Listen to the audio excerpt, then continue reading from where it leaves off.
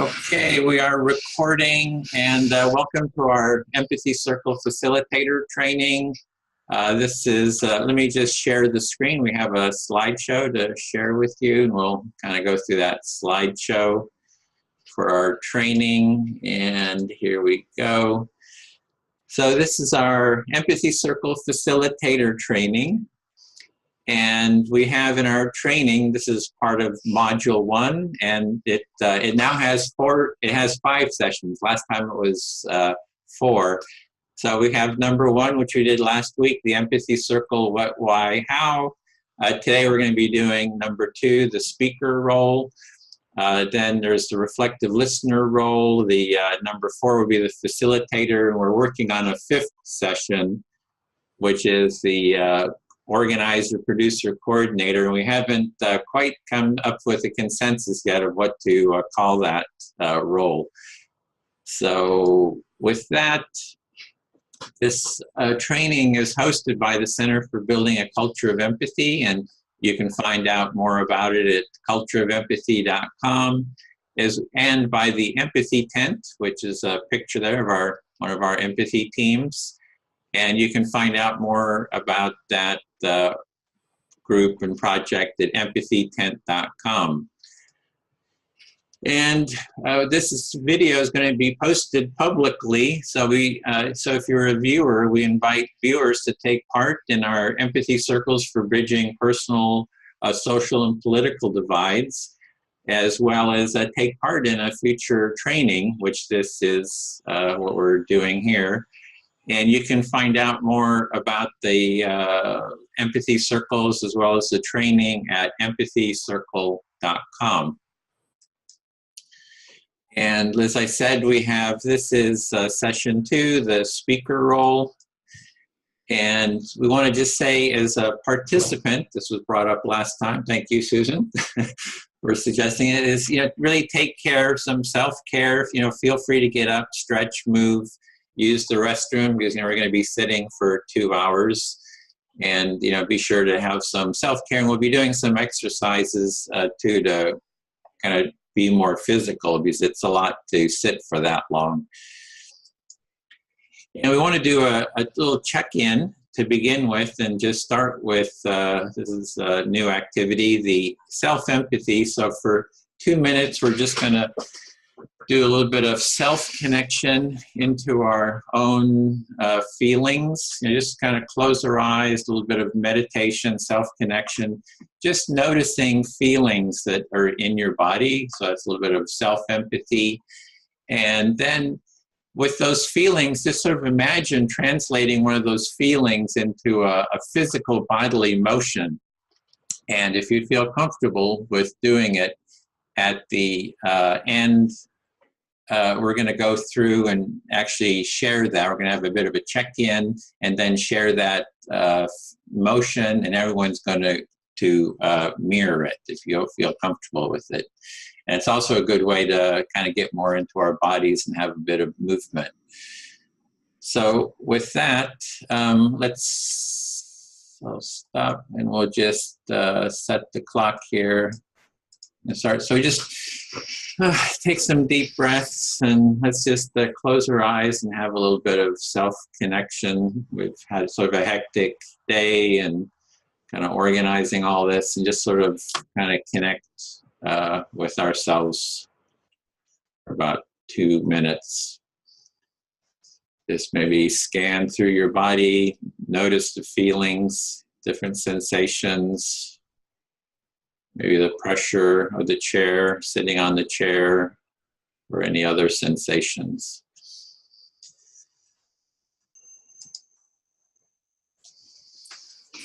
Okay, that was 2 minutes. If you want to come back to the group.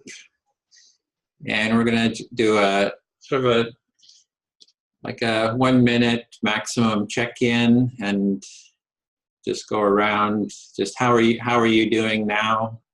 Anything you want to share, and I'll start to model it. So how am I doing? I'm a bit in work mode. Just did an empathy circle this morning, so kind of facilitating this. So I feel like I'm yeah, I'm not like just totally relaxed, you know. I'm just kind of feeling a bit in work mode, but I'm excited about this. I'm just had a really good empathy circle this morning, and a lot of great insights, and feel really good about that, and really excited about this training, kind of getting this training together and recorded. And so I guess the motion, to model the motion, is sort of this work mode. And so if I could get everyone to model it, mirror it, you know, just, yeah, that's until I feel seen. I really got it.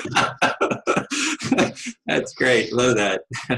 So maybe we can just go around, like just for speed, I'll go around the windows here. Megan, would you be willing to go next?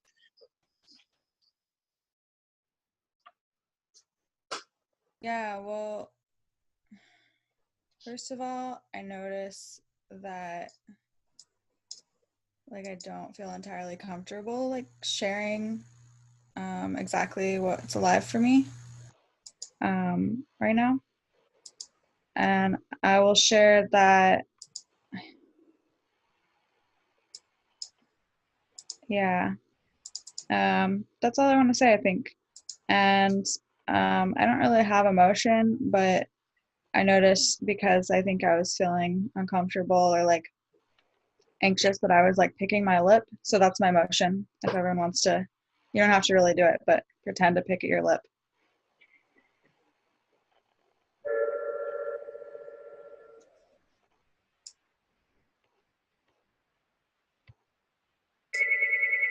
All right, Susan, do you want to go? You're muted there. Muted, yep.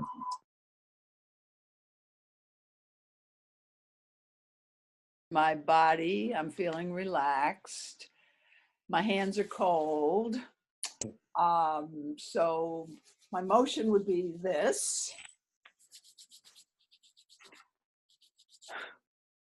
And I guess I'm supposed to do the motion last, but as far as the feeling goes, I'm feeling some relief because just before this call, I got a note from Amazon tech support that explained a problem that I was having with their fulfillment by Amazon stuff. Okay, thank you. Jati? As we were sitting there, I had a memory of a childhood repetitive dream of being very isolated. And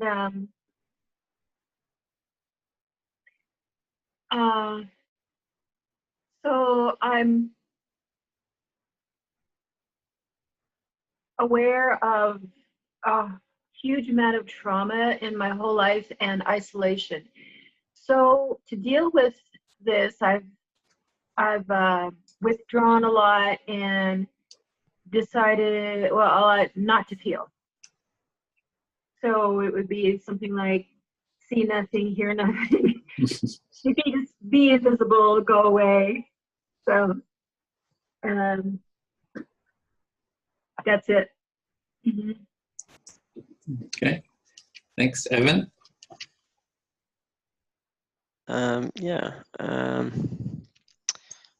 Feeling like on a cloud. Had kind of a late night, and just like in the twilight zone kind of feeling. So my body feels light and very sensitive, sort of floaty, I guess. And you always see me stretching my neck and stuff, so I don't know, maybe that would be my emotion, just kind of like going down.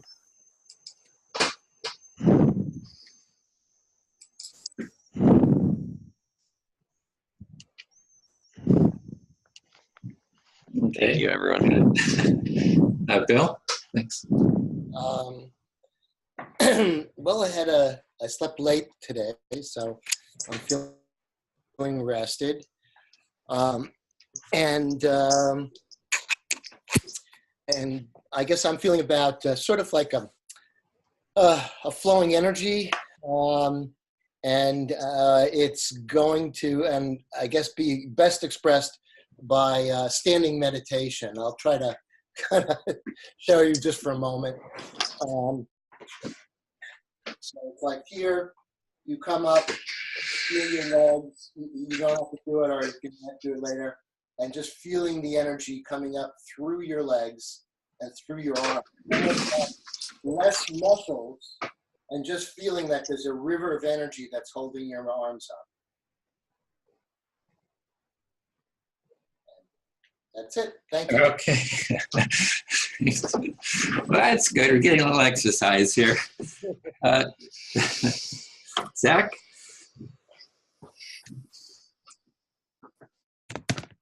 Yeah, so I feel good. I do CrossFit, and so I went to the gym and did a big CrossFit workout with a partner today. And that said, in terms of being present with my body, I have a cavity forming, and so my tooth aches. And so this could be an easy one. It could be a challenging one. But go ahead, if you're comfortable, you could use your tongue to rub the second to last molar on your left-hand side. Upper or lower? The lower one. Okay. On the left. Second to last. All right, got it. Okay. You think we got it? I feel it. I feel it. You feel seen, like we seen. Yeah. Do we mirror it? Okay, cool. That was a fun one. All righty, then we're back to the slideshow.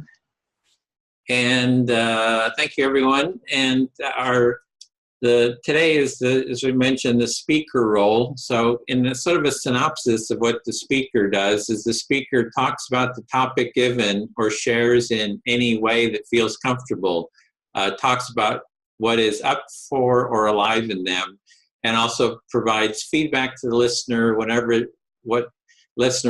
they have been heard, whether they have been heard, understood to their satisfaction. So that's sort of a synopsis of the speaker role, and kind of in depth. This is quite a lot of text here, but we're kind of breaking down the speaker role in an empathy circle to each of the individual steps. So step one, the speaker selects the person to speak to. They speak, share about what is on their mind and what you're feeling. You need to pause, let the speaker reflect back their understanding of what you have said. You have to listen to the reflection of what was said by the listener, and then you got to check. And I made a point here that it's really your responsibility as the speaker to communicate to the listener if you feel heard and understood to your satisfaction. If you don't feel heard, so if it matches, you can continue sharing and speaking, and go on to back to step two, speak and share. Or if it doesn't match, say it again in the same or other words, and be aware of the listener and what they're able to absorb and follow. And to continue, step six is you're sharing and speaking again. And then you're checking again. It's a continuous process to the point where you feel like you don't have anything else to say. And you can say, I feel fully heard, to indicate that your turn is over and it's the listener's turn to be the speaker. Or, your time can be up. And then if your time runs out, you're wanting to stop, bring to a close your speaking. And a lot of times there's still more to say, but usually you'll have another chance to bring those up. So we're trying to break down in really kind of minute steps the process of being the speaker.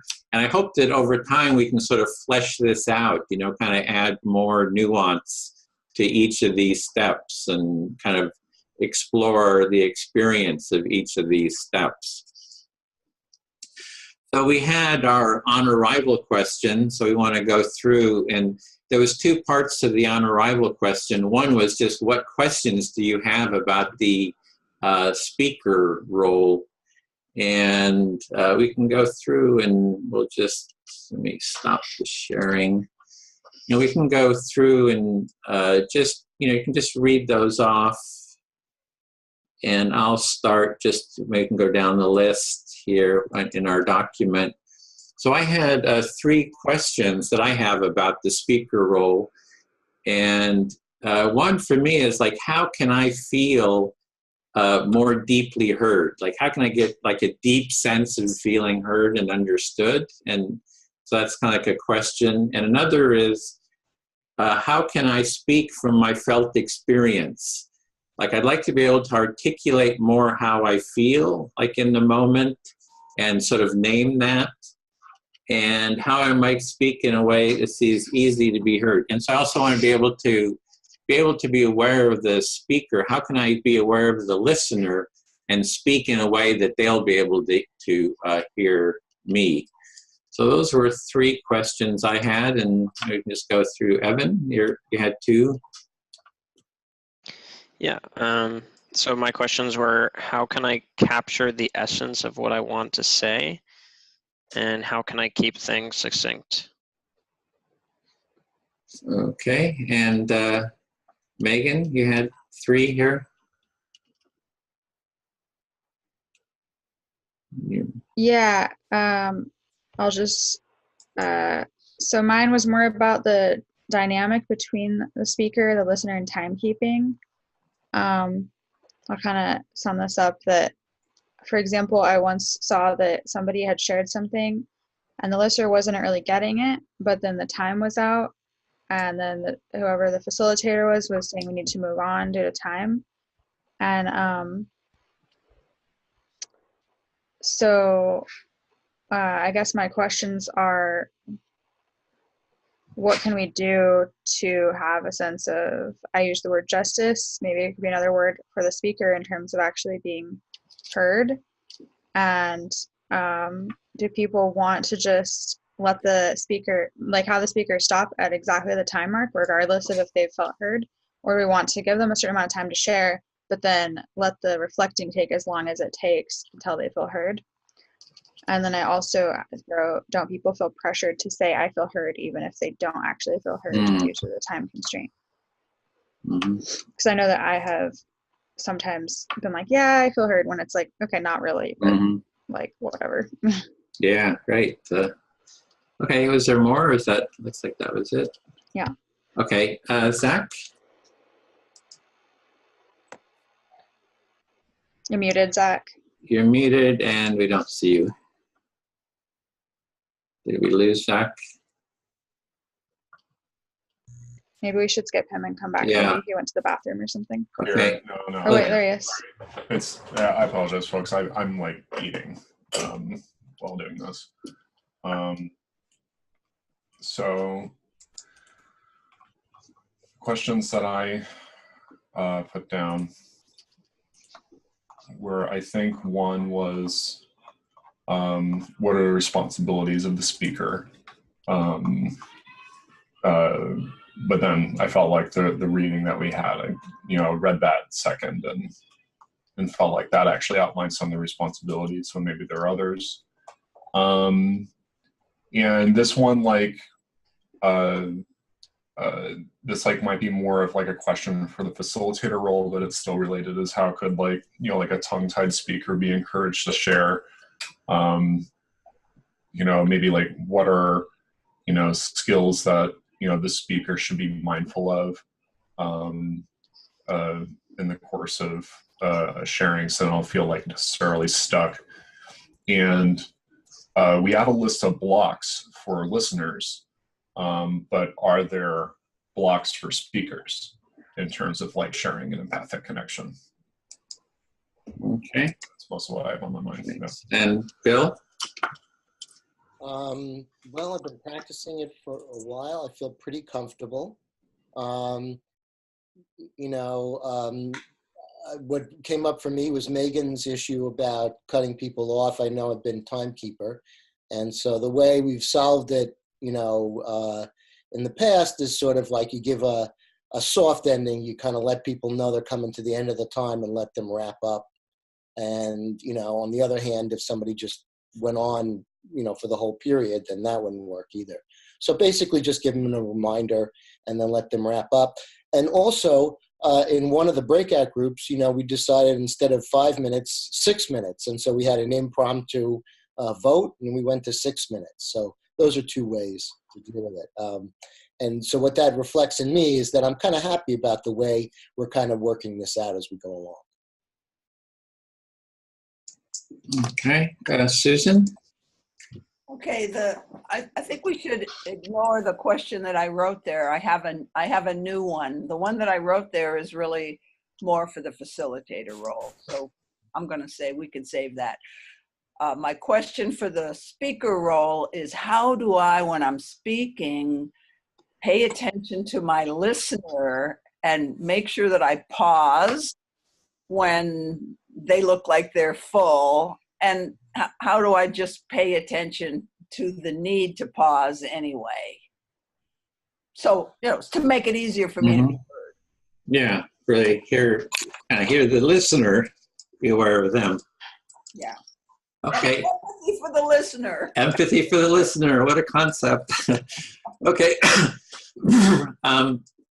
Then I'll just read Sam's. She couldn't be here. She had mentioned, you know, before she started, she couldn't make it today. She says, how can I engage the listener when I speak? How can I speak up when there is likely to be disagreements or conflict? How can I speak more succinctly? How can I speak more authentically?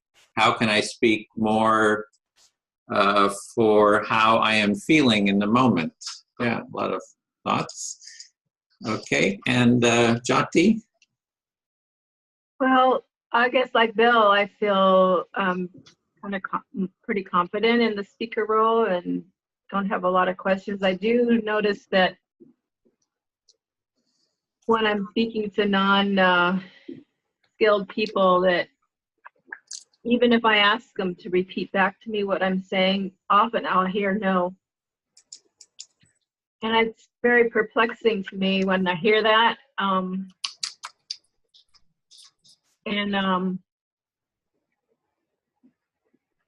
So giving them empathy, ends up me giving them empathy again instead of my being again. Mm-hmm. So it's more the speaker role outside of the circle. Yeah, like you were in the first group we had today, there was somebody without experience, and they just it takes a certain willingness to learn, to be curious about the process, and then for them to have some time to have some experience of what it's like to get reflected before they see the value in making an effort to reflect you. So it's worth a try, I guess, when you're speaking to a stranger, asking them if it really matters to you. Would you tell me what you're hearing me say? Just repeat back to me or something. But my experience with that has been that it takes effort on your part to get that to happen. Quite a bit of effort. Okay, thank you. And so what we're trying to do here is just get a bunch of quick questions that are on people's mind. We're not going to be jumping in right away to address them, but kind of create a list of issues that we can start developing responses to. And I'll share what our next step is here on the screen. So what we want to do now is go into an empathy circle practice round. Just do one round. And this is a bit like Jyoti, what you're talking about is like, what have been some of your experiences, over the course of your life with speaking and feeling heard and seen and understood? So we're sort of going to share, we can share, it's more being a speaker in our life in general, what has been our personal experience, and we want to use the empathic listening process for doing that. So we're going to take 5-minute rounds. Is there someone that could be timekeeper? You were doing it before, Bill, so that would be great. So I'll actually start and just model it, and I'll speak to Evan, if you listen. Yeah. Okay. So, yeah, what I was kind of wanting to do here with this question was sort of step back, like what has been our experience in life, having been listened to. And for me, it was, growing up in my family, I didn't feel like, it was a caring family, but it wasn't like really about anything I could say would be heard. So I didn't, yeah, let me start with that. So you wanted to take a step back with this question and talk about our life experiences and the experience of feeling heard or not feeling heard. And you're saying how even though you grew up with kind of, what might be seen as a caring family, it's not really like a situation where you felt like you were being heard by people. Yeah, and like with my mother, Jenny, it's like when she talks, it's like I can't get a word in edgewise. I mean, it's like, she'll talk and talk and talk, and then I just kind of am quiet, listen, kind of empathize. Says, well, why don't you say something? And then I'll say something, and that's like a jumping off point for her to start again. And it's like, it's just not me. It's like, it's in the whole family. Everybody kind of rolls their eyes, and it's like, it's her, and so I was kind of like, growing up was sort of in sort of that sort of an environment. I was like on one side of the family. Yeah, so you're saying how, like with your mom, for example, you just couldn't get a word in and she would just go on, and then eventually she would pause and say, why don't you say something? And then you'd say something, but then that just shoots her off into a whole nother ramble. Yeah. And you're saying that was kind of the case with that side of the family in general? With my mother's side. And then on my father's side, we could dialogue, but it had to be in a very sort of an engineering sort of a way, sort of, you just can't speak about anything. It was just more like technically how the world works at a technical level. So it was sort of very sort of a mechanistic level. And the family was caring, I felt, supported, but in terms of being heard and really for who I was, what was going on for me, I just didn't really feel that I could really share everything that was going on for me. Yeah, so you're saying how with your dad's side then, or just your dad? Yeah. That it was very sort of mechanical kind of dialogue, and so you couldn't really share what was actually alive for you. So between, your mom's side and your dad, is just like you're not really being heard for what you were feeling and what was alive for you. And I do want to say that they were caring, supportive, and it's not, and so, but it was, and I think that's what I like about the empathy circle, is you're listening to me. I don't have to worry, I don't have to struggle. I don't have to fight. So I can speak to you, Evan, and, I have the space to kind of share, and I really appreciate that. So you're acknowledging also that your family was overall caring and supportive, but that's why you like the empathy circle so much, because I'm listening to you right now and you don't have to fight for attention, towards what's alive for you. Yeah, I feel fully heard. Thank you. Cool. So we're just going to do a round and keep going? And one round with everybody included. So. Okay, so I'll go to Megan if you listen. So what did I write here? Just to bring it back to me. Looking at someone else's question, that's not going to help. Yeah, so I guess I feel similarly with, just my family not really being able to hear what's alive for me. There was this great list in Marshall's book, where it's like when a lot of times when people listen, they either like analyze, advise, and there were all these other like great words that kind of rhymed, and I wish I had that memorized. But yeah, it's like that's kind of, in my experience, most people's default response is like sort of giving you advice straight away, or like analyzing you straight away, and it's never like the pure listening that we come here for. So my family wasn't any different, of course. Maybe I'll pause there. So I think you said that can relate to what Edwin was saying, like a similar experience in your family, kind of matching what like the list in Marshall Rosenberg's book about responding with advice and analysis and not with just pure listening. Yeah. And I guess I'm maybe still sad about that deep down. I don't know if I ever will not be sad about that, but I guess I still feel like maybe I'm mourning that to some degree. At least that's bringing it back for me. And then I kind of was always, hearing about things like I statements, just like before I, learned about MVC, I was just like, okay, there's other things out there, and I sort of align with things that I'm hearing about. And I certainly worked on my language and tried to get better at listening. And then when I discovered NVC, it was like, oh wow, like someone actually did all the work for me already. Like it's all there, and it just felt like this big gold mine. And then now today, that's what I practice with my partner, and I do the empathy circles. So I feel like it's a decent part of my life now that like there's hope, and I hope to like build that sort of a connection with that sort of NVC foundation with more people, hopefully, as I keep going. All right, so first I heard you say that you just kind of have this like deep sadness about not having that listening in your family and that you're mourning that.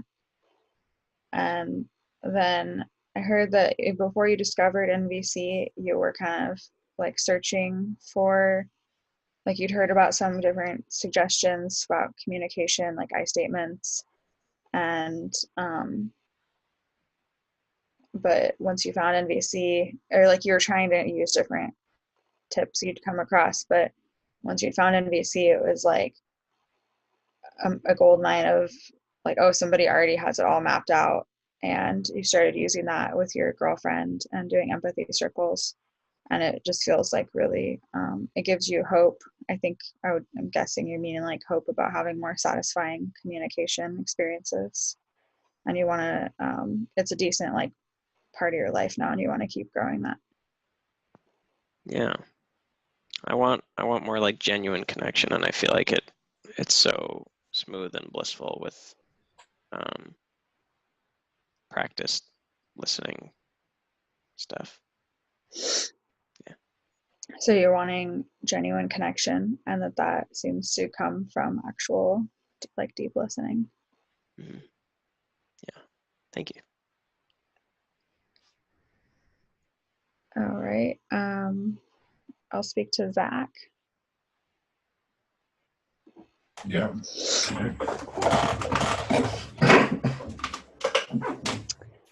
So I wrote that I was mostly trying to focus on like times when I have felt seen and heard, which has mostly been like in NVC community, like especially people who have more experience with it, who've kind of really committed to that being a part of their life and know how to be present without adding like all those non-empathic responses, like trainers and other people who've dedicated considerable effort to the practice of NVC.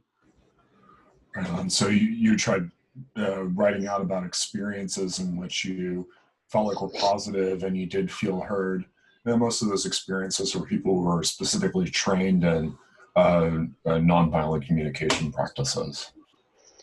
Yeah, and then I was realizing that another setting where I've sometimes felt deeply heard is like emotional freedom technique, EFT, like when I was studying and practicing that a lot, because it also has a component of, just really being present with whatever's real. However, that can vary with how people do it, and that there's some people who practice EFT who kind of, I feel like they don't get the essence of it and why it's transformative, and they've like changed it into just another like positive thinking thing. So, excuse me. So you particularly found emotional freedom technique as being a way of like feeling present with kind of the reality of what's happening. but maybe you feel like with some people it's kind of been co-opted and pulled into this other thing of like ultra positive thinking culture. Yeah. And I was just thinking about how the person I learned EFT from had this metaphor of, because I mean, it's like a personal, like self-help, whatever thing. And she had this metaphor of you have to like muck out the nasty hay with the horse poop in it before you put in fresh hay or fresh straw, I mean.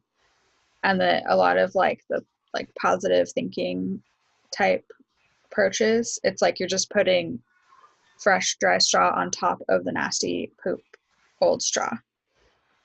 But the presence, like the loving presence to something, is how you like clean out the nasty stuff. So when you were engaging with this one woman, she shared with you a metaphor that you found pretty useful, where the problem with positive thinking is you're kind of trying to throw fresh straw on top of and ignoring things that might be harmful or painful or traumatic going on in your situations. But if you actually are present with those things, you have the opportunity to clean them out and then replace that straw. Yeah. And one last thing is that I'll just say that I think it's important to, I wrote this down in the document, I think it's important to not like force ourselves to, sometimes I've like forced myself to share things that I didn't really feel comfortable with, the idea that like, just like this sort of flattened idea that like vulnerability and transparency is like always good and that I should like force myself to share things, and that I actually no longer think that. And I think it's you know, valuable to not necessarily be open if we're not feeling like being open. And then because it's like a safety mechanism, like our intuition tells us like who's like when and with who it's safe to share things. And that then like as a speaker, like in a circle like this, when we don't feel comfortable, we could say, like when I said in my check-in how I was like, I don't really feel comfortable sharing exactly what's alive in me right now. Like that's still sharing, but it's sharing, and it is vulnerable in a way, it's transparent, but it's like at a level that is okay, instead of at a level that's sort of like harmfully self-exposing. And it still gives information to the listener. I'm not feeling totally comfortable sharing with you. So you feel like recently you've grown more into finding balance with not forcing yourself to be totally vulnerable or transparent with others, and you've been practicing more of stopping that, and you gave the example of in the beginning of our session today, during the check-in, you expressed like, okay, I do have something, that's real for me today, and but I don't necessarily feel like sharing it right now. I don't feel comfortable doing that. And you also named how like this is like a core intuition that all of us share. Like our intuition is telling us like, okay, this is a situation where it's safe for me to be vulnerable in this particular way, or maybe not, and listening to it. Yeah, thank you. Absolutely. All right, Jyoti, you be down for listening? Sure. All right. Can you hear me? Yeah, thank you. Well, like Edwin and Evan shared, I feel like I come to this work with like a family context that on paper, my family was caring and supportive and resourceful. But I found myself growing up as a kid, like not necessarily feeling heard in particularly healthy ways. And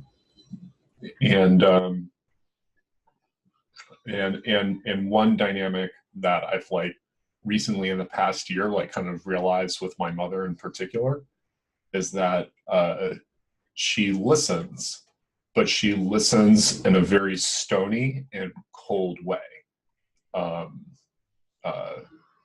And so I didn't realize how kind of like uncomfortable or lost that was making me. And just kind of like thought and felt that that was being listened to.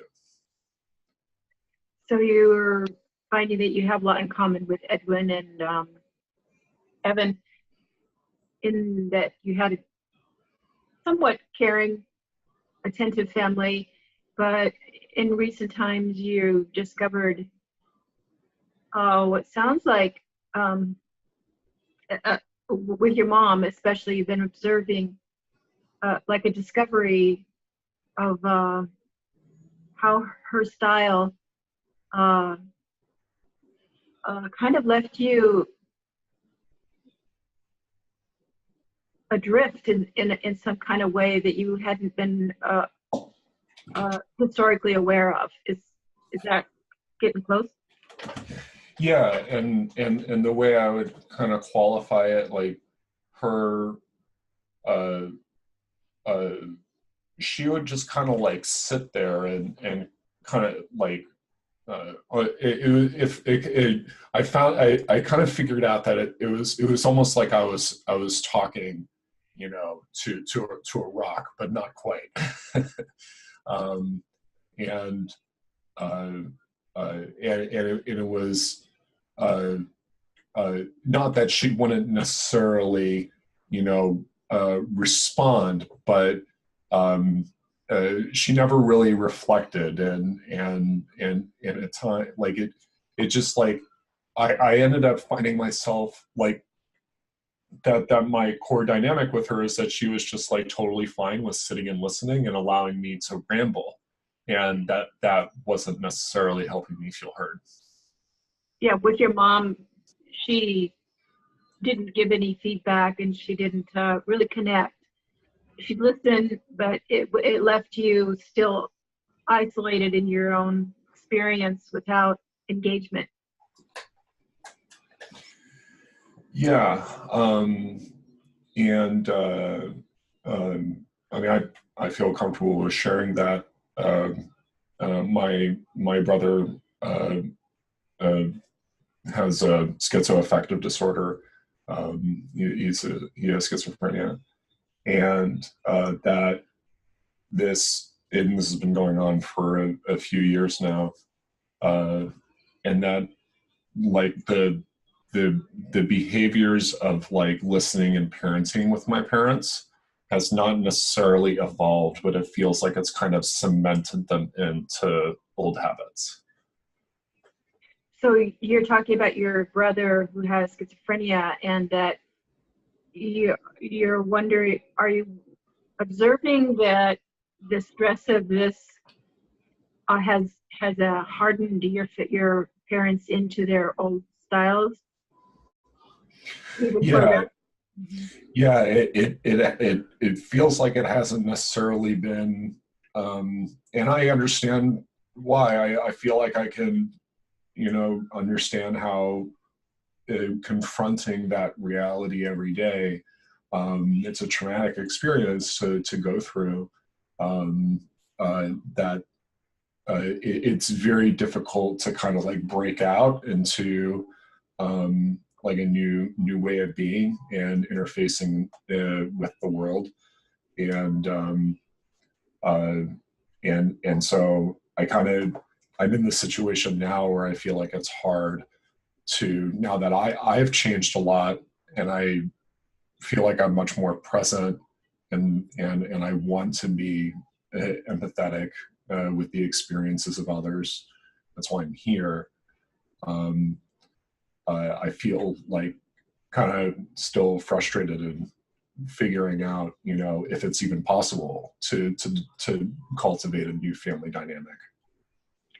So you're in the place right now where you're just like wondering, with the new insights and skills that you've acquired, if it's even possible to make any kind of a an influence or impact on the dynamics with your family?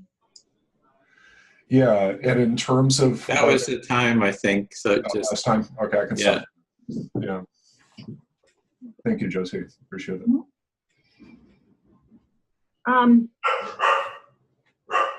The issue of choosing who to reveal what to is a really important one, and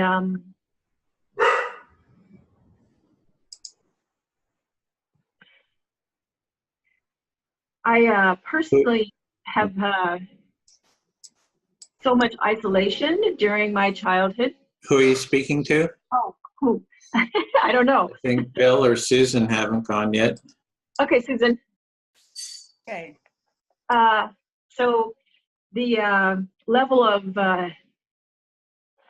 what do I call it? Neglect and abandonment that I grew up with was pretty over the top, and grew up kind of like the parent of everybody. My parents were children and mentally ill. And my sister was outrageously brutal and abusive. And my parents turned a blind eye. So I was on my own. And when I found NVC, it was, wow, it's amazing. Wish I had this growing up. Okay, so your parents were kind of like children themselves. And so you experienced a lot of neglect and abandonment as a young person. And then you had this sister who was over the top with her needs. And so you really didn't get a lot of listening in your early family life. Yeah. And then you found NVC, and it was like, you know, the answer to some of your lifelong needs. Big time, really big time. Yeah, I was so excited about it. I wanted to become a trainer, and then things happened, and I dropped that. But yeah, I think that I still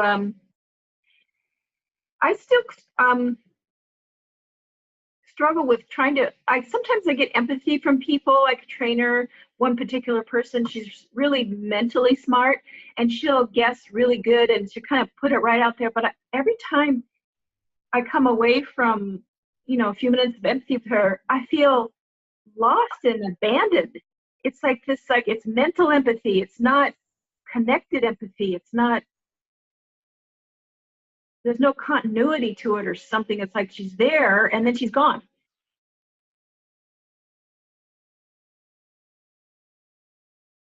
That was a real learning experience for me, because not only did it take my intellectual attention, but also my emotional attention, and then also my physical, you know, as well. So it engaged me in a very full way. Okay, so you're saying how then you ended up in special ed, and it sort of got you engaging with more parts of yourself, you know, like emotional and even physical, and just kind of giving you more of an opportunity to engage all those senses. Mm-hmm. And so, so in applying,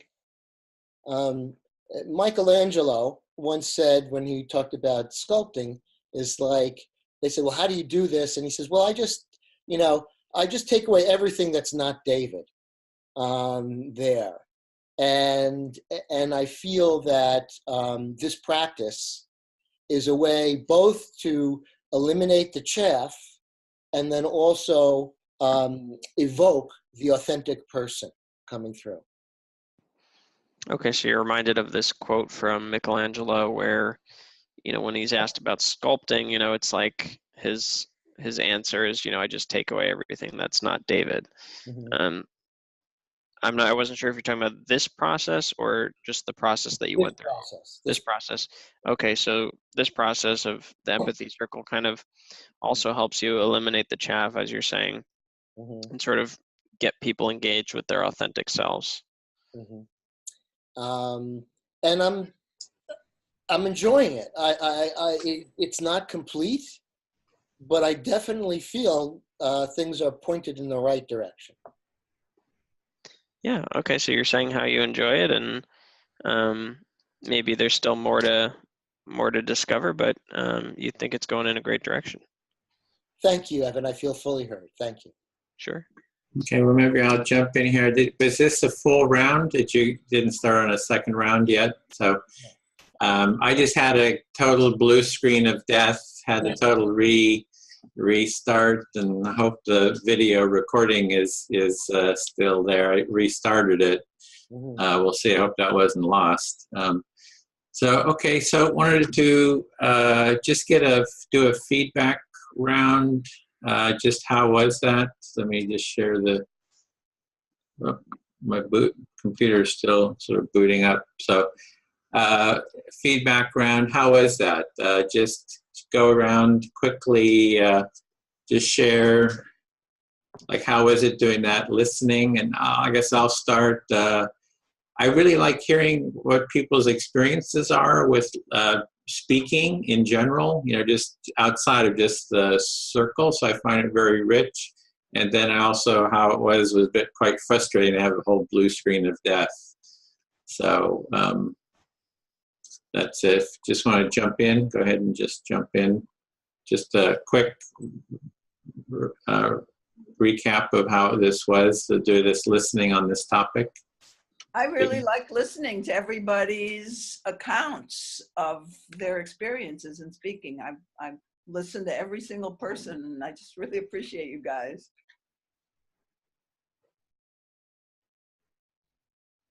Yeah, I was just thinking. I think Megan had the floor. I think that. Yeah, I was just thinking, I think this is a really useful way to learn. Like, so I'll share our experiences, our background with the material that we're learning about. Yeah, it's very like Freirean. If people know about Paulo Freire, his like educational philosophy.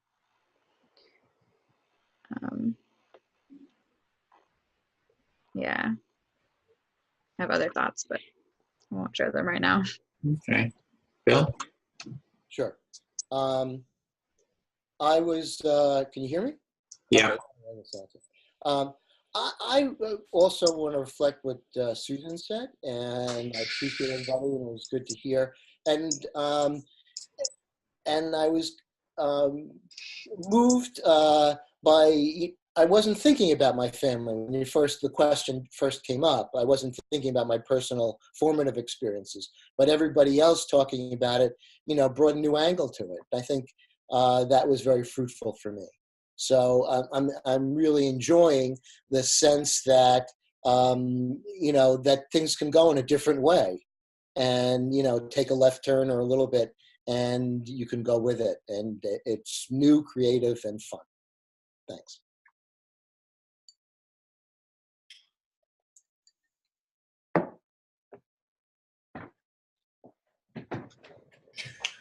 I benefit just on the level of practicing as a speaker more.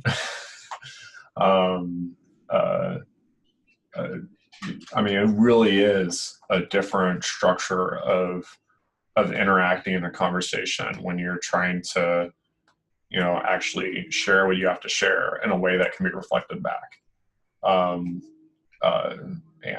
I definitely want to keep doing more of it. So. I was just trying to think about what I would something to share about the sort of the speaking role from this round that we just did. I think one thing that's always helped me on a lot of calls is picking up on what other people say and seeing what that brings up for me, especially when I'm struggling to come up with something on my own. And I think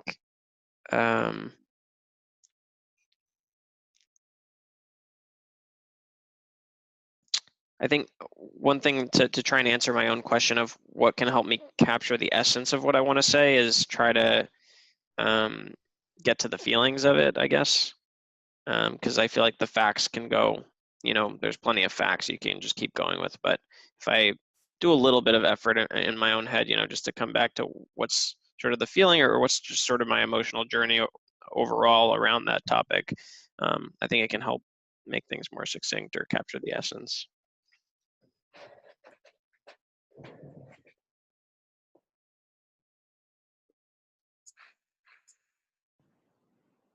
You're the last, Jati. Having the opportunity to just give a little introduction about kind of the framework where I'm growing out of was helpful to be able to, have a chance to practice articulating that. Okay, thanks. So just as Evan, you were saying about feelings, we're going to do another round of mirroring the feelings just to get some exercise, and that was one of our previous groups doing it, so I'd share that picture. So just one round, a quick round of you can get up and move or stretch, whatever it is, and we'll mirror it. So my feeling is sort of and you can also make a sound. It's like kind of tight, and then woo, woo, woo. There's a sound. Woo, woo, woo. That's great. I love that. So whoever wants to jump in, just do one round. Looks like Susan. Oh.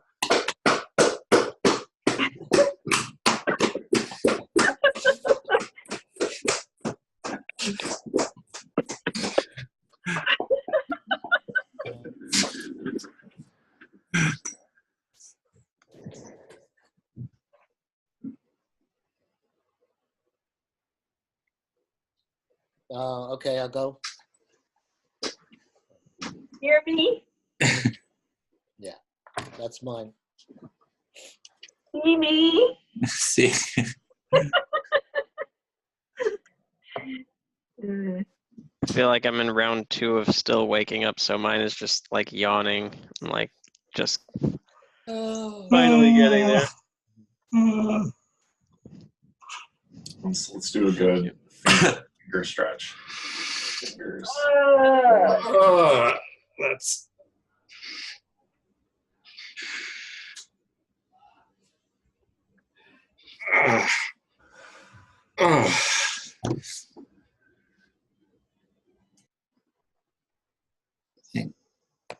Megan, you're the last. Do you want to go? Yeah, I'm feeling kind of like distracted and thinking about other things I'm wanting to do today. So maybe mine is like running off screen.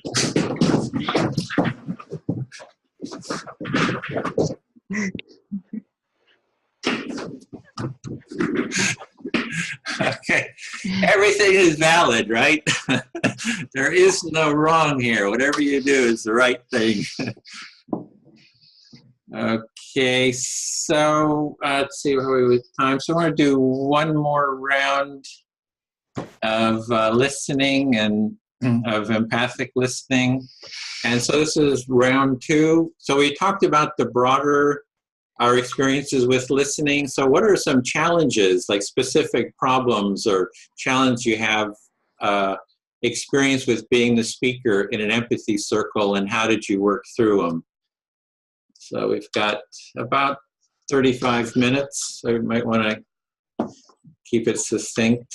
If anybody wants to start, so we're doing empathic listening, can select, okay, Susan, select who you want to speak to. And Okay, Evan, would you be my listener? Sure. So in my first empathy circle, I picked a friend of mine who was on the call to be my listener. And my challenge that I realized after the fact was giving her short enough chunks so that she wouldn't get anxious and stressed while she was listening to me instead of listening. And the way I realized that sort of like after my turn, I did not get a chance to course correct during the turn. Okay, so you're saying how in your first empathy circle, your friend was there, and the challenge you noticed was giving her small enough chunks so that she wouldn't feel too stressed about being able to reflect, you know, to the point that she was distracted where she wouldn't actually be listening. And you said you didn't have a chance to course correct during your turn. Yeah, because I wasn't as aware of it as I was like right when my turn was over. It's like I got more aware when my turn was over, and I went, you know, oh, Susan, you know, like that.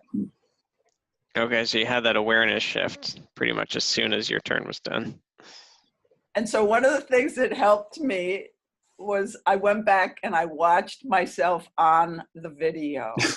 I said, I got to see myself doing this, and I'm really going to learn.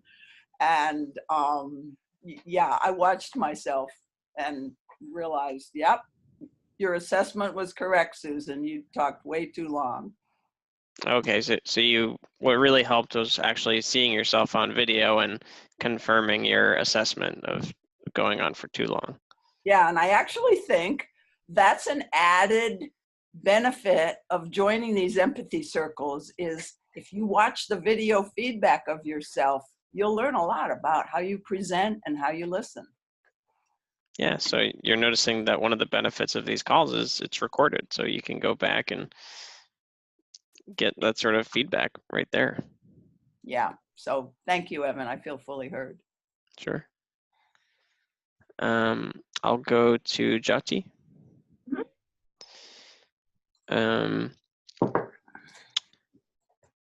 So challenges we've had with the speaker role.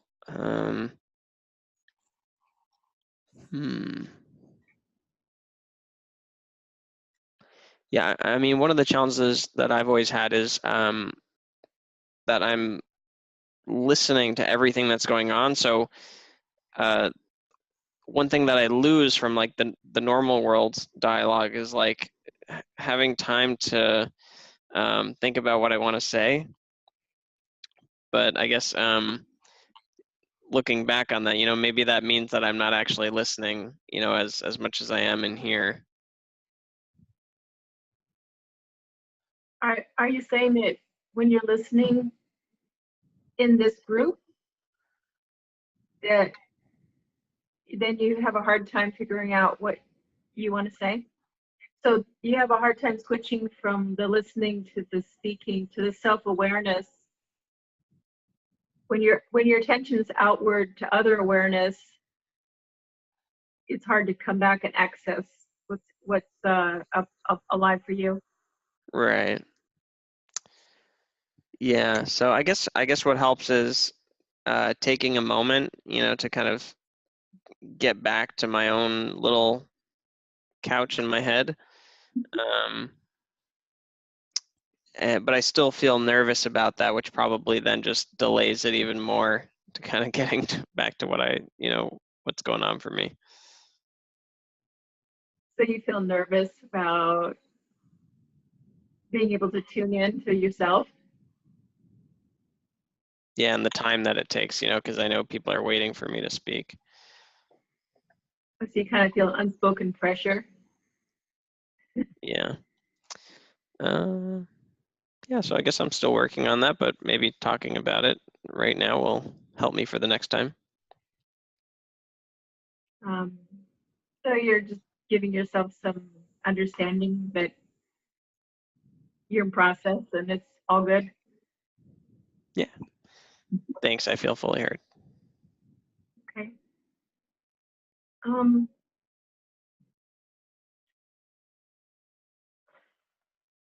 Hard for me to come up with something to say about having a challenge being in the speaker role. And selecting the first person to speak to. Yes, that's the first challenge.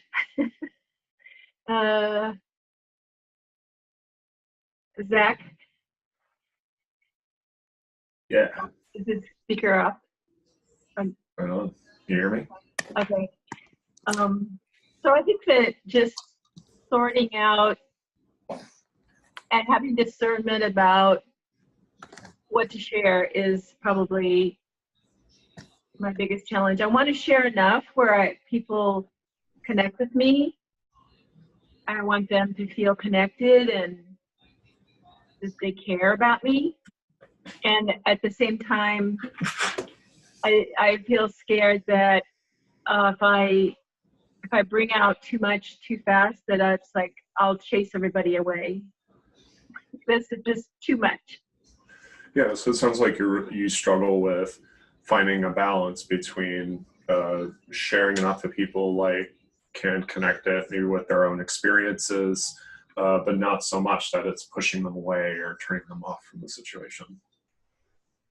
Yeah, I don't know if they have to have their own experience that's similar, the same or similar to mine, but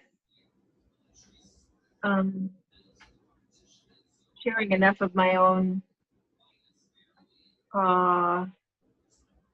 vulnerability that they can hear it. I think that I could come up easily with stuff that would just kind of overwhelm people. So it's not so much as sharing things that will connect with other people's experiences, but that it's not so much that it'll overwhelm them necessarily either.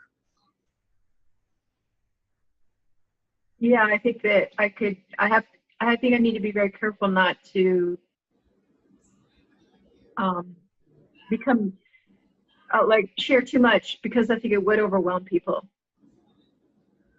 Yeah, so I'm hearing you say that you feel like if you shared too much, then it would overwhelm people. Yes.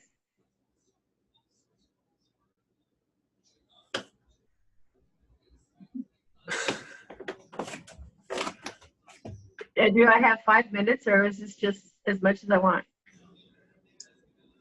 I don't feel overwhelmed. I didn't ask about time. Did you track time, Bill? Yeah, the 5 minutes is up when I show that's just sort of a warning, to do the last thing. It's not a hard thing. Okay. So when you hold that up, that's the time? It's either, I try to hold it so you can see how much time is left, or just, but basically it means, wrap it up at that time. But it's not a hard close as far as I see it. Okay. It's yours, Zach. Right. Megan, would you be willing to listen? Yes. Yes. Cool. So I already said this a bit earlier, but I feel like my main challenge in the speaking role is keeping things broken up and succinct, so it can be reflected back. So your main challenge is keeping things broken up and succinct enough that it's easy to reflect back. Yeah, and it feels a little embarrassing because much of my professional work up until this point has been to do exactly that. But coming into this context, it changes things. And yeah. So you're feeling kind of embarrassed about that being hard, since you've already had to do that a lot in your professional life, but it is a hard skill to transfer to a different context. Yeah.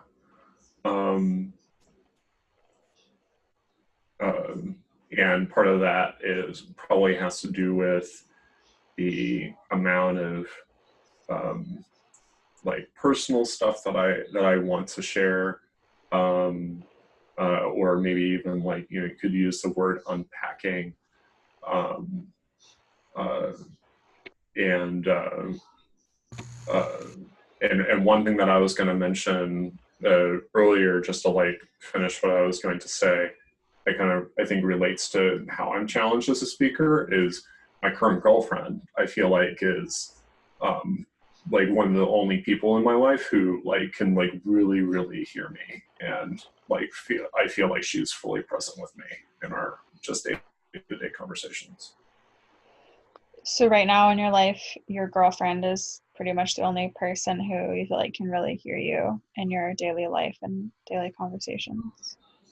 Yeah, so even though there's the professional skill, it's now kind of opening up that door more to more people and letting that be okay and a comfortable experience.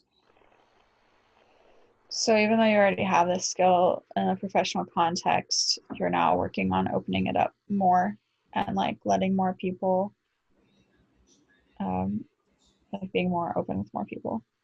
Yep. All right. I feel heard. Thank you, Megan. Thank you.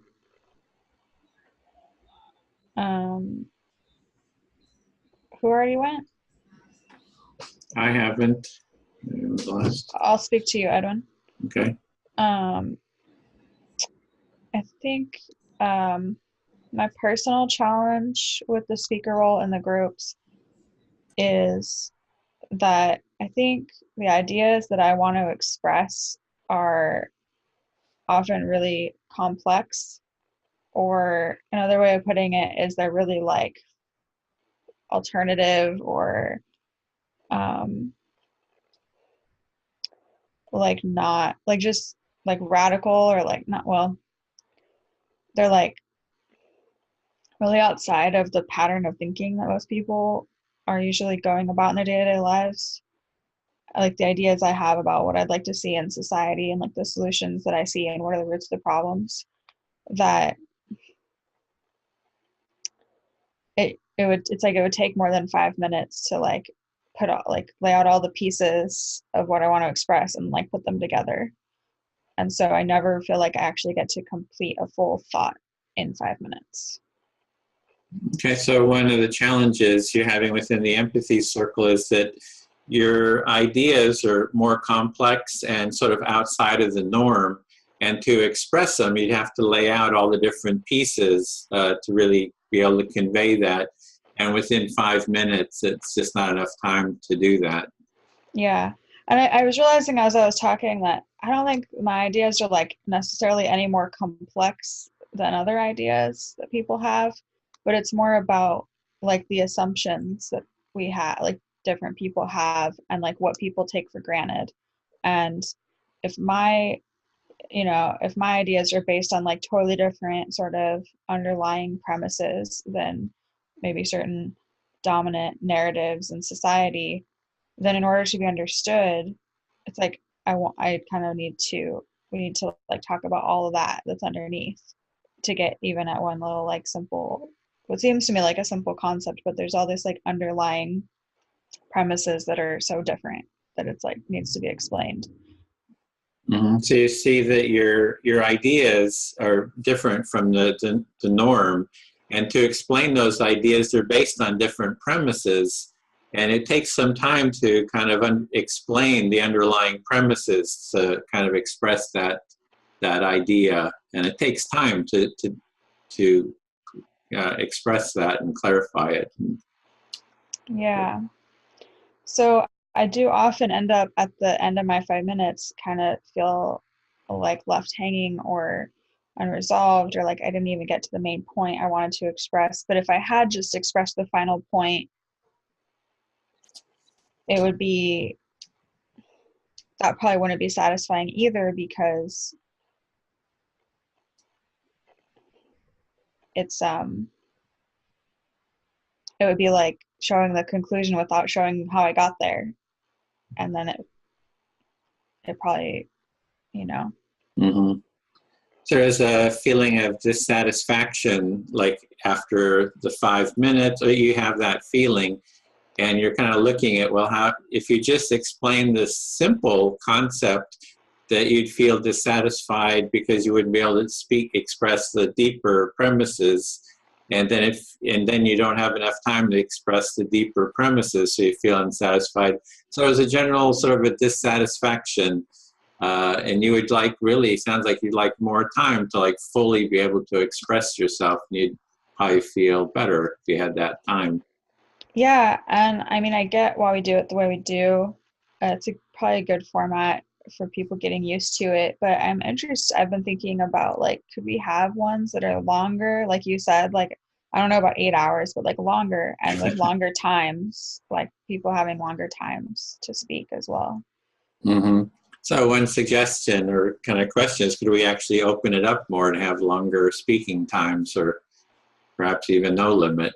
So As part of like a longer session as well. And have a longer sessions. 2 hours might not be enough time. You might need 8 or something. Well, if everyone's going to speak for 10, 15 minutes or something, then anyway, yeah, that's one of my challenges. How am I doing on time? Okay. I'll just say, like, another last thing is sometimes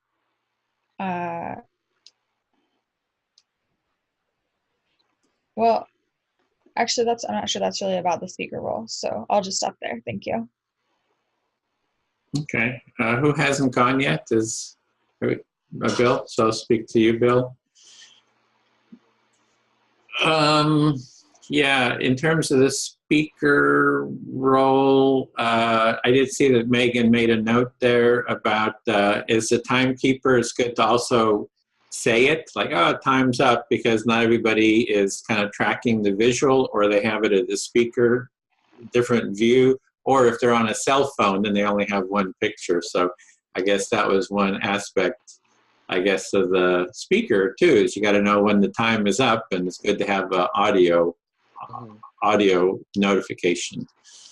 So you're reflecting Megan's desire that because of the various kind of interfaces that we have,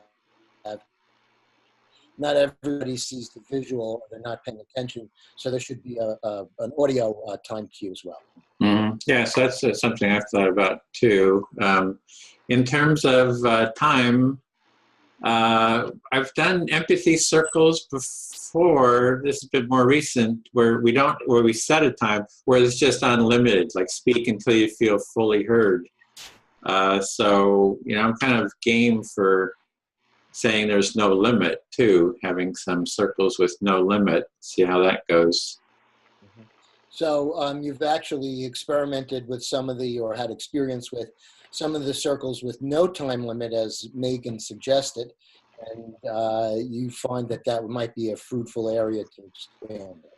Yeah, and one challenge, yes, there's the challenges. There's a lot of different ways of structuring it. What are some of the different ways of structuring it and the outcomes? So, looking at that.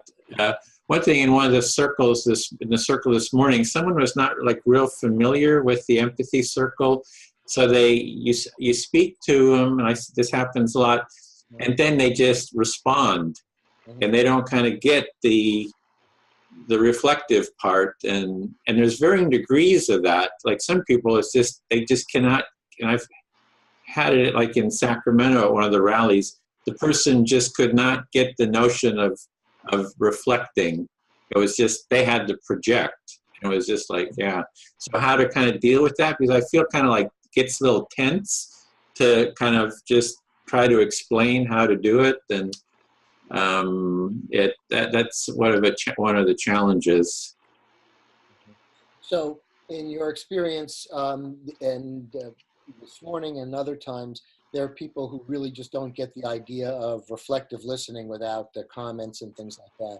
And that can get a little tense. And the question is, how do you give them feedback about that, in order to do it without meaning to criticize them? Yeah, or them feeling uncomfortable because you're kind of correcting them, so they kind of start feeling a little tense. You can feel that.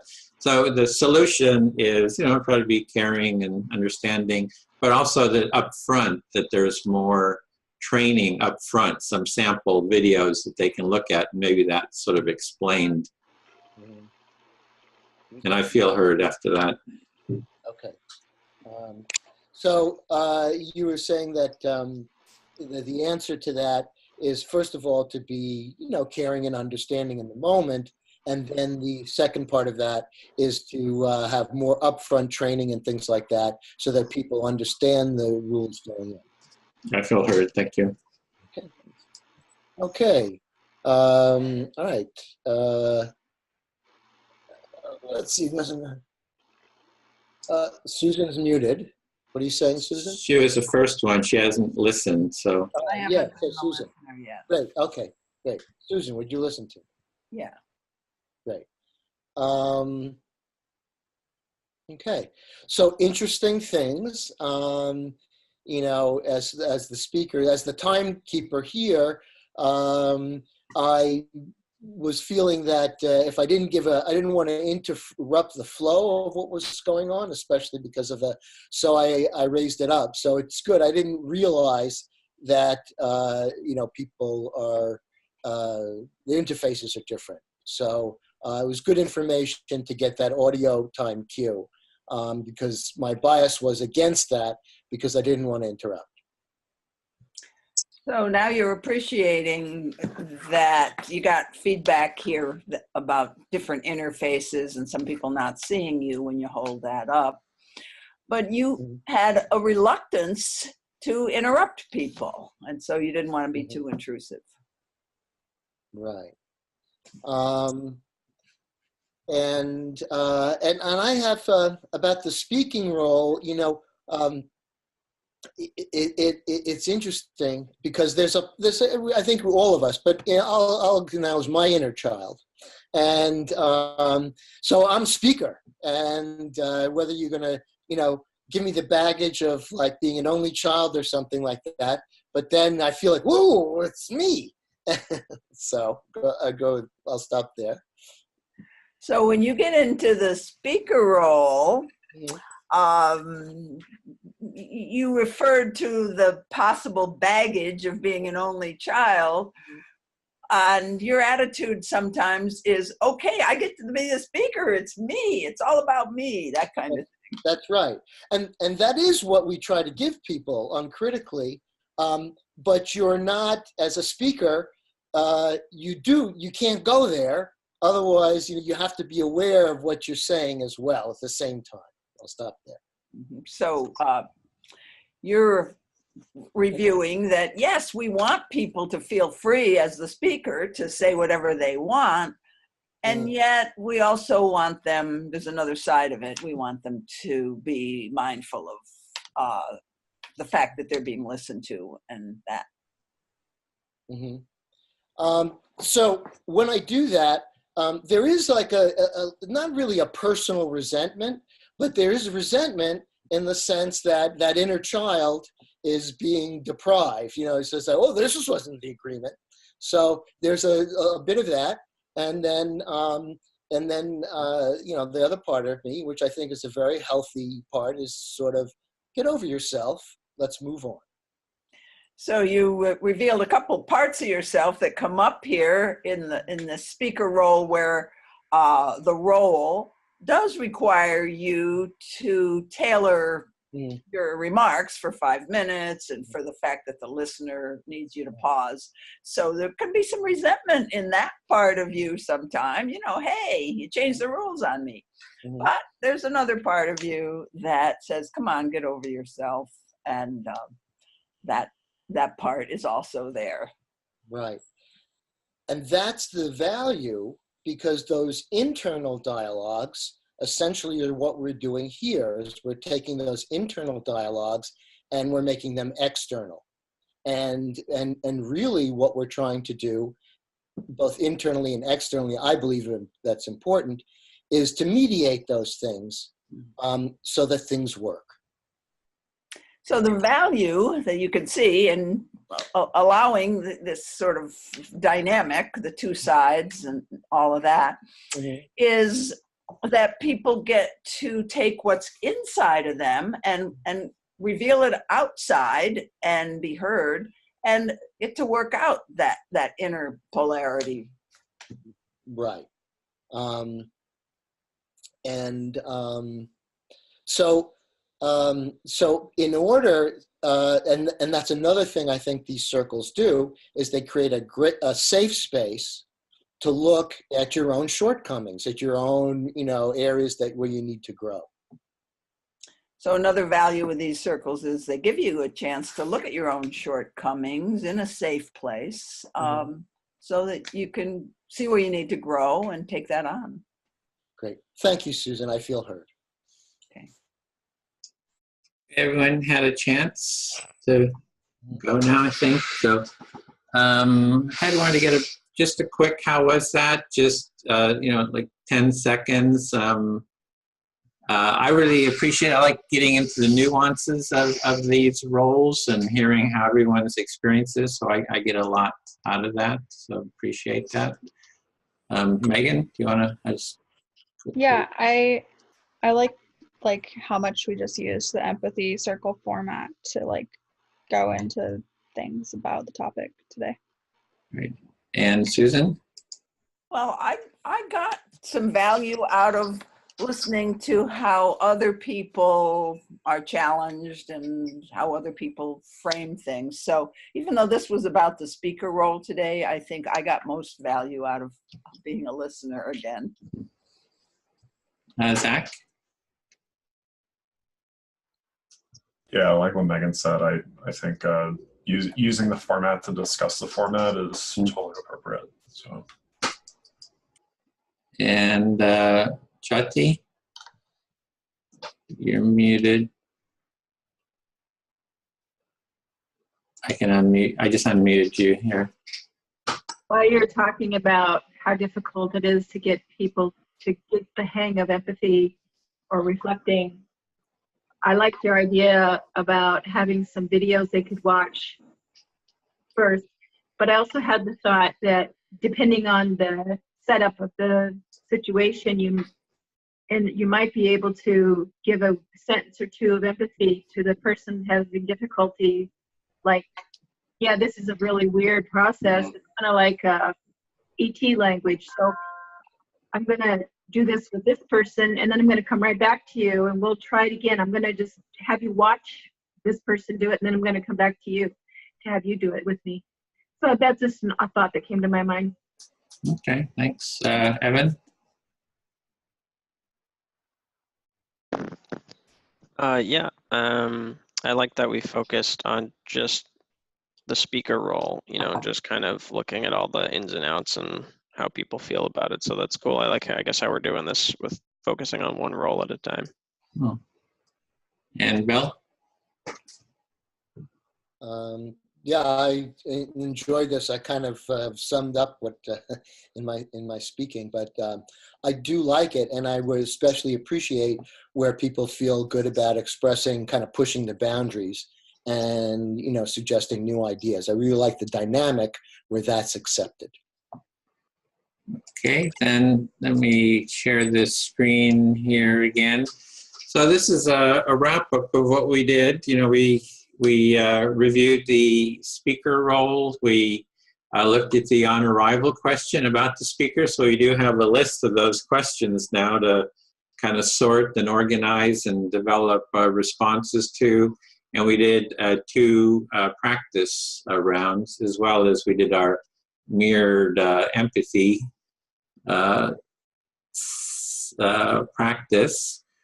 And so that is the end for the training itself. And I guess people kind of mentioned, kind of a session feedback, what do you like, what do you wish for, and what if. And I think just, you already sort of mentioned, but we can go around if there's anything else, because we do want to incorporate those new ideas, like Susan's talking about stretching and so forth. We really got some stretches in there, for example, and maybe at the future we can say there's no limit to how much you want to talk, and for example, so we'll try to try out those other things. So for the feedback on the session, any other sort of feedback of what you like to wish for or suggestions? Go ahead, Susan. This is kind of a what if, so we're not going to do the sentence completion. I remembered that when you, Edwin, talked about some people don't get what the active or the reflective listener is supposed to be doing. One thing that I do in my groups is I'll have people say, one sentence about how you're feeling right now and go around the circle. And then if Joe T's the next person in the circle, she'll just repeat that one sentence back to me. And so it's like a skill building exercise that's very, very simple that could be done in a small group. Yeah, good idea. Others?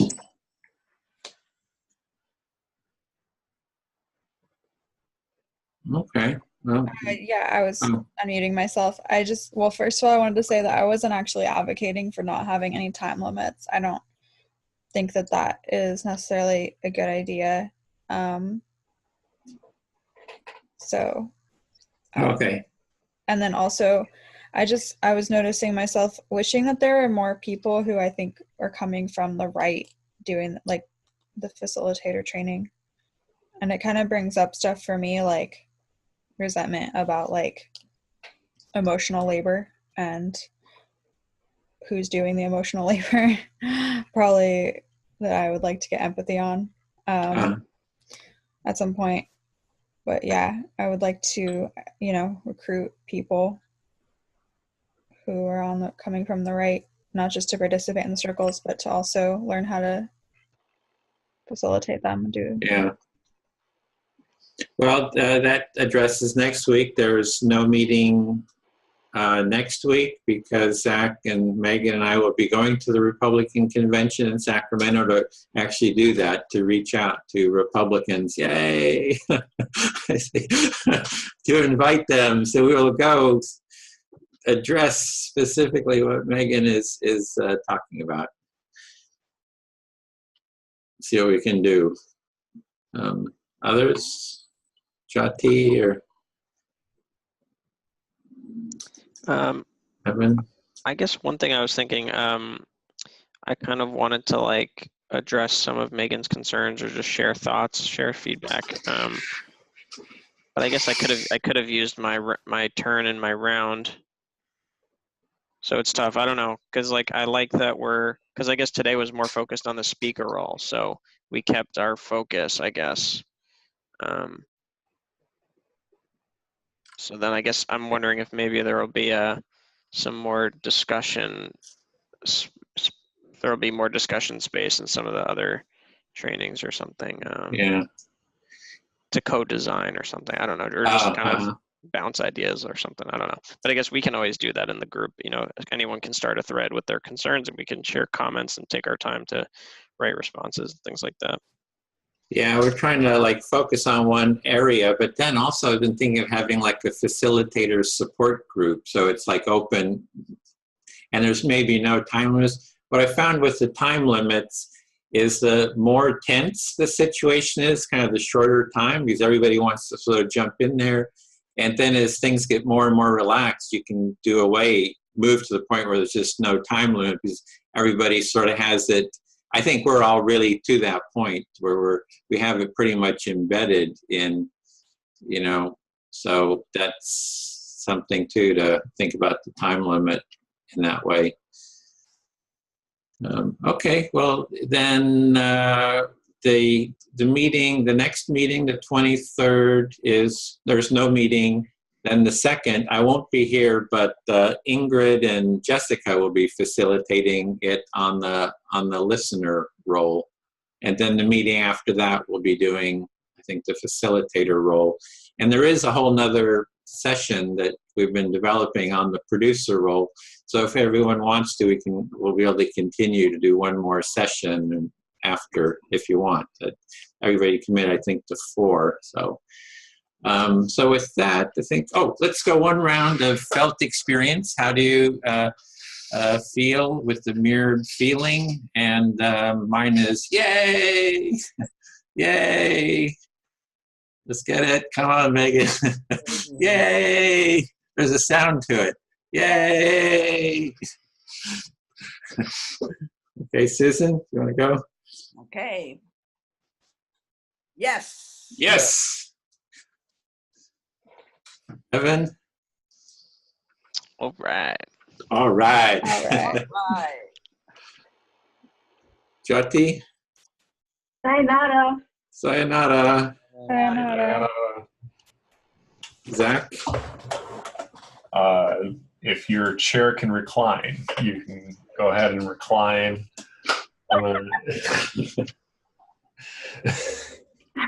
That's what I'll be doing in a minute. Okay. Megan? I don't like the body movement mirroring, so I'm gonna go.